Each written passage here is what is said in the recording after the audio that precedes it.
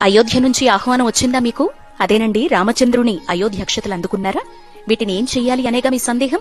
ప్రతి ఒక్కరం అయోధ్య వెళ్లలేం గనక అయోధ్య రామయ్య సూచించిన మార్గం ఏంటంటే తన అక్షతల ఆశీర్వాదంగా ఆహ్వానంగా భరతఖండంలో తన నామాన్ని జపించే ప్రతి ఇంటికి చేర్చమని. కశ్మీర్ టు కన్యాకుమారి వరకు ప్రతి ఇంటికి ఈ అక్షతలు రాబోతున్నాయి. ఈ అక్షతలు మన పూజా మందిరంలో జనవరి 22 సాయంత్రం అంటే రామ విగ్రహ ప్రతిష్టాపన వరకు ఉంచి పూజించుకోవాలి. ప్రతిరోజు ఇంట్లో దీపారాధన చేసుకుని శ్రీరామ జయరామ జయ జయ రామ అనేటువంటి తారక మంత్రాన్ని రోజుకి 108 సార్లు పఠించాలి.